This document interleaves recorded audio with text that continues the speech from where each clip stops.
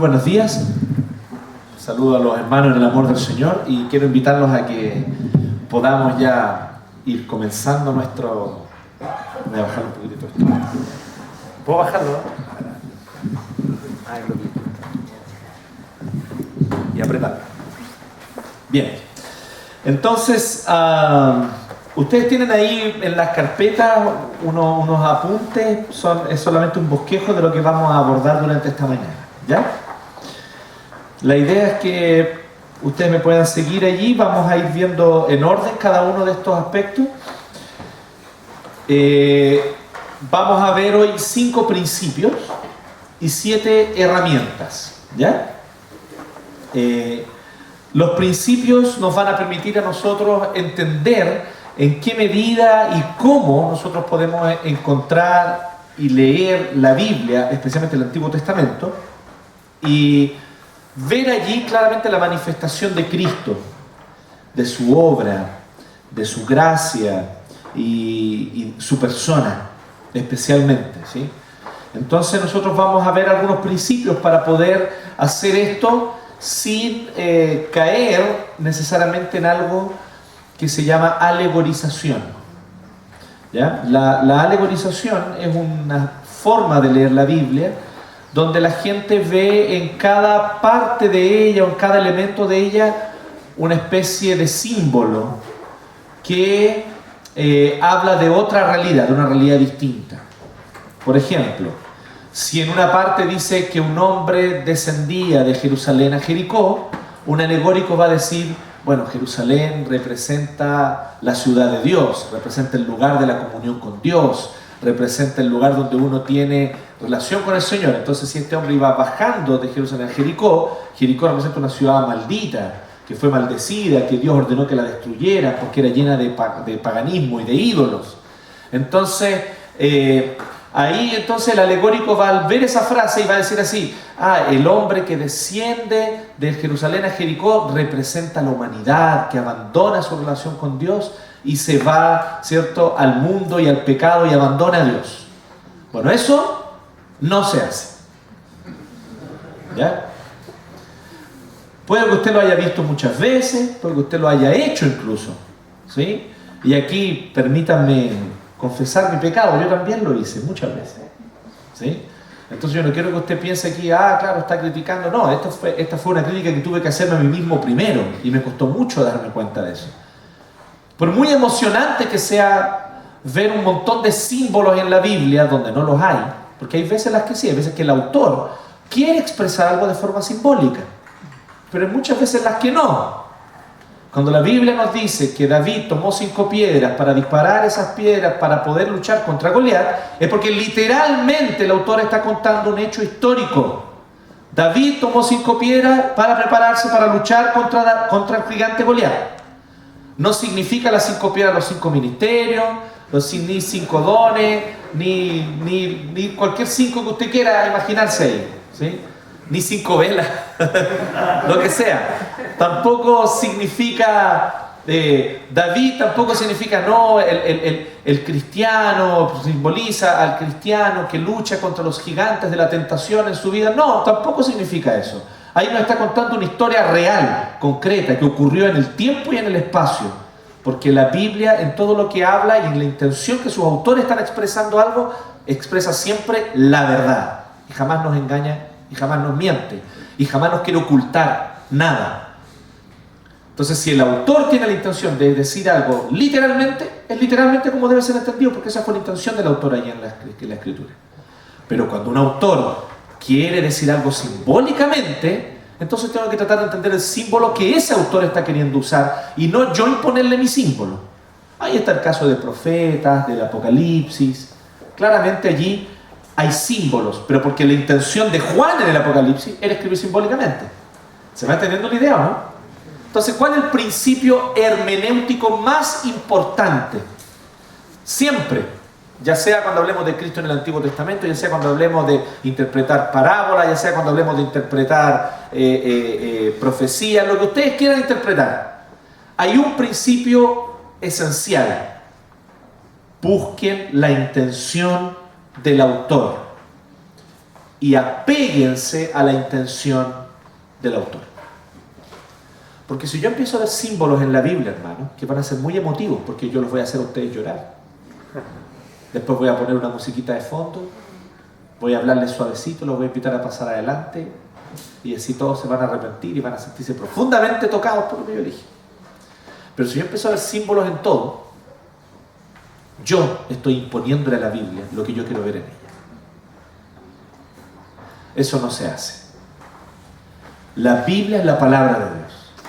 Ella nos gobierna a nosotros, no nosotros a la Biblia.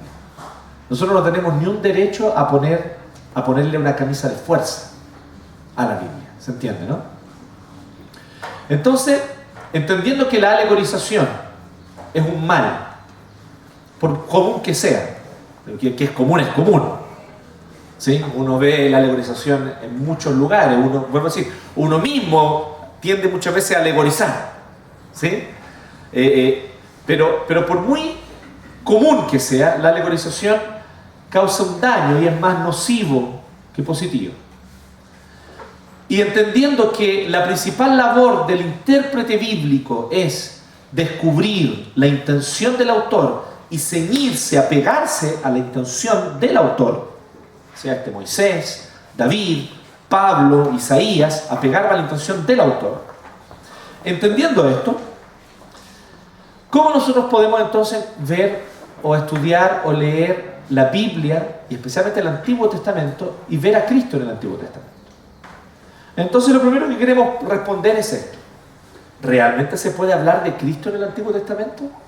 O tal vez ahí nos estamos yendo en una volada, porque realmente Cristo, bueno, se manifiesta después que Él nace de María Virgen, ¿cierto? Padeció bajo el poder de Poncio Pilato, fue crucificado, muerto y sepultado. Bueno, de ahí para adelante tenemos a Cristo.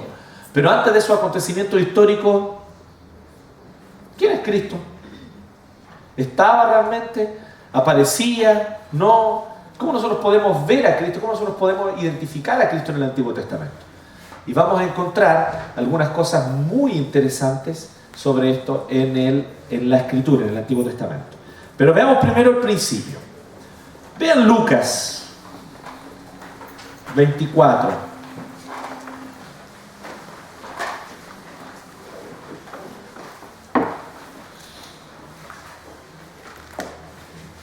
Después de la resurrección, cuando Jesús resucita, Jesús hace algo que nosotros probablemente no habríamos hecho, porque nosotros no pensamos como Jesús, lamentablemente, no deberíamos, pero no tenemos la mente de Cristo siempre. Entonces, Jesús, Él no va y se aparece, por ejemplo, podría haber resucitado y haber ido donde Poncio Pilato, ¿no? Le ha dicho, aquí estoy, pues. ¿Ah? ¿Cómo te quedó el ojo? ¿Se entiende, no? ¿Qué tal? Entonces, y haberse de alguna manera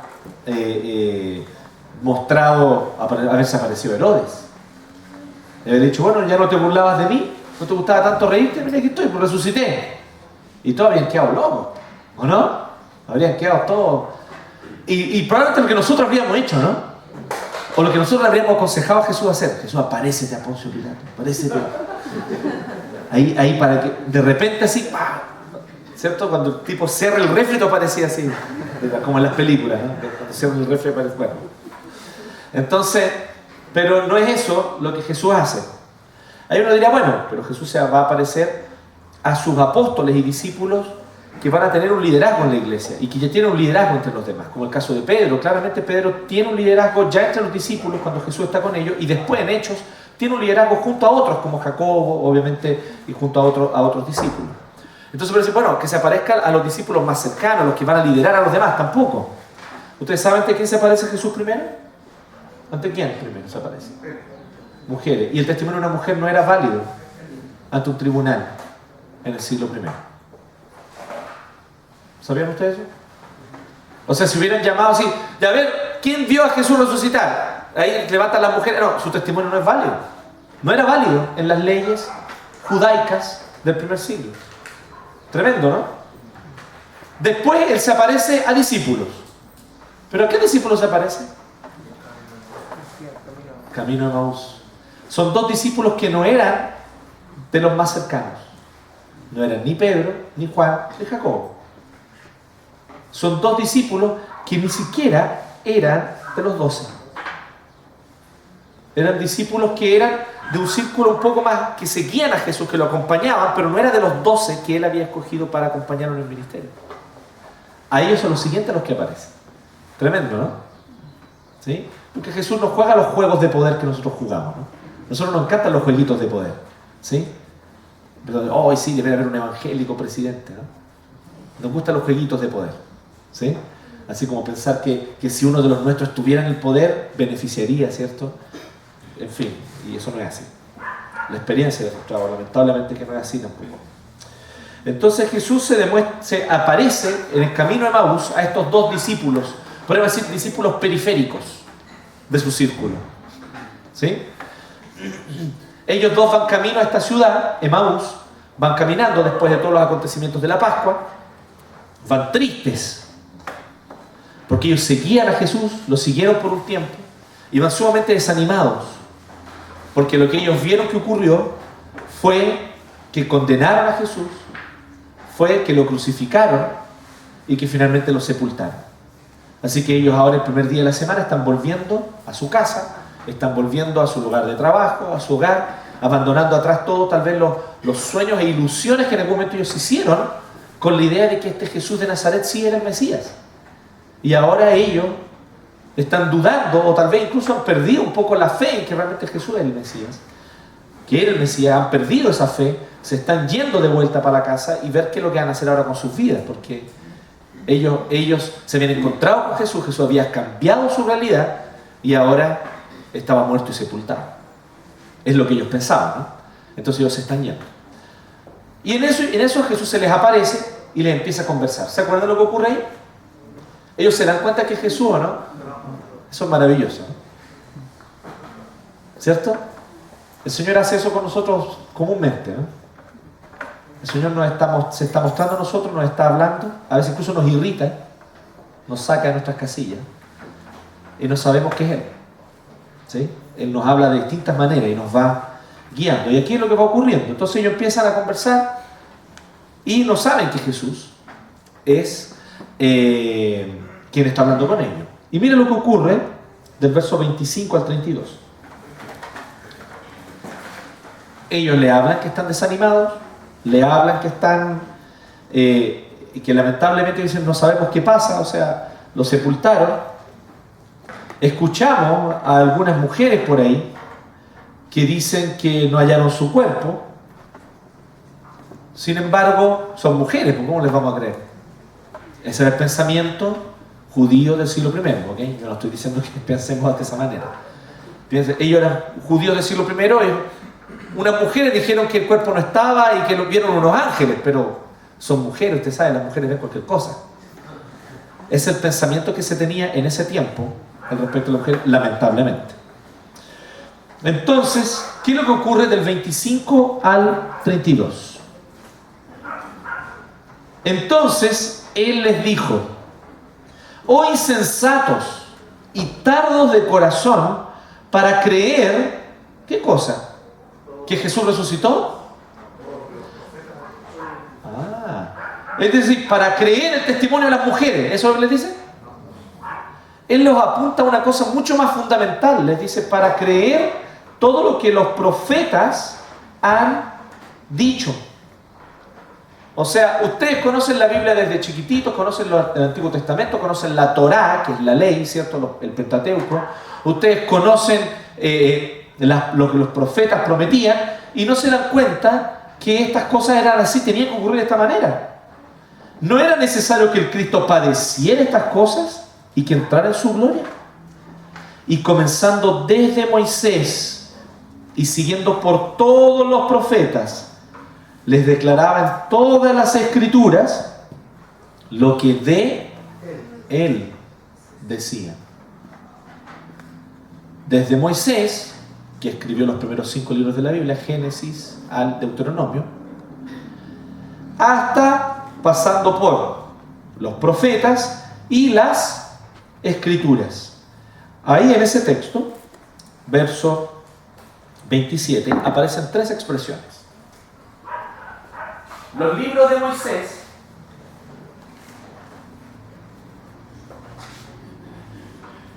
que los judíos ya conocían como la Torá, que nosotros conocemos como el Pentateuco, o sea, los 5 libros.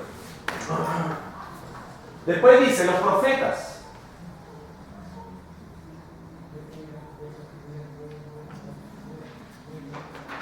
Espera. Hace historia. Los profetas. Está bien. Que los judíos le llamaban los Navín. Y luego dice en todas las escrituras o escritos que los judíos llamaban de Ketuvim. Los 39 libros del Antiguo Testamento son 39 libros, ¿se acuerdan?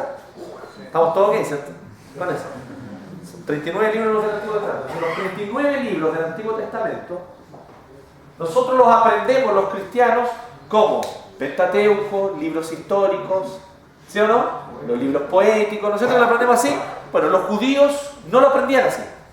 Los judíos lo aprendían dividido en tres categorías: la Torá, los Naví y los Ketuvim, de los cuales el principal Ketuvim eran los salmos.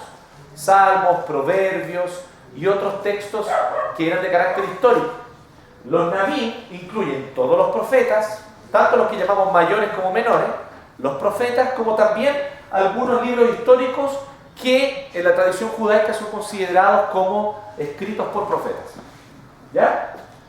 Como sea, los mismos 39 libros son los mismos, no son otros. Los mismos 39 libros que nosotros tenemos en el Antiguo Testamento, ellos le llamaban miren esto. ¿Ven cómo empieza? Ellos le llaman la Tanaj. Tanaj es como le llaman los judíos al Antiguo Testamento. ¿Por qué? Porque ahí está la Torá, los Naví y los Ketuvim, o sea, los 39 libros. Solo que la clasificación de ellos es distinta a la nuestra, eso es todo.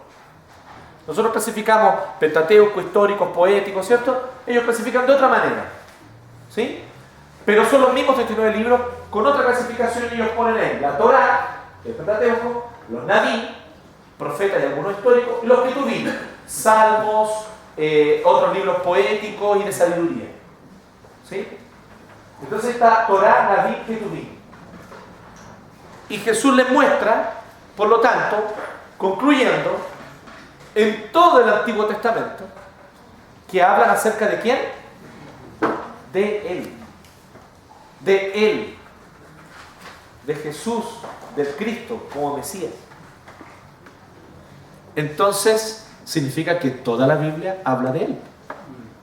¿Qué vamos a hacer con eso? Si Jesús mismo afirma eso, tenemos que aprender a ver a Cristo en el Antiguo Testamento, pero sin alegorizar. ¿Se acuerdan que era el otro problema? ¿No? ¿Cómo lo hacemos sin alegorizar?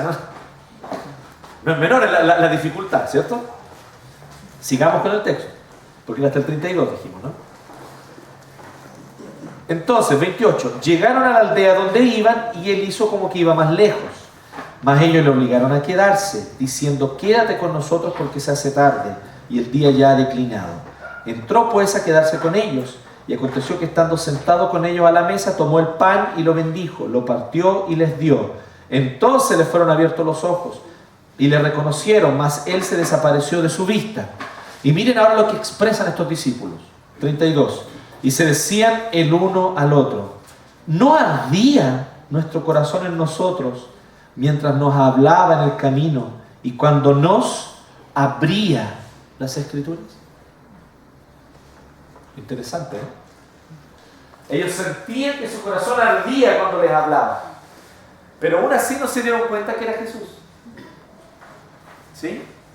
Hay muchas posibles explicaciones para esto. Tal vez ellos estaban tan a veces hay realidades que son tan fuera de lo real que nos cuesta a nosotros creerlas.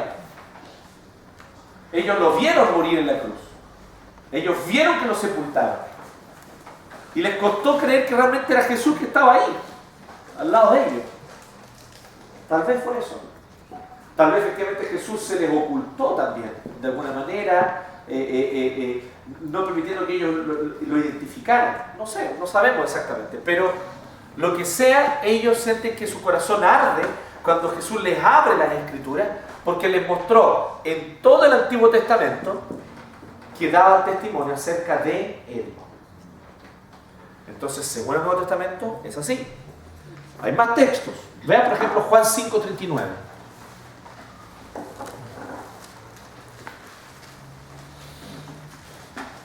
Juan 5:39. Como un solo versículo, voy a pedirle ahí a algún voluntario que lo lea, por favor.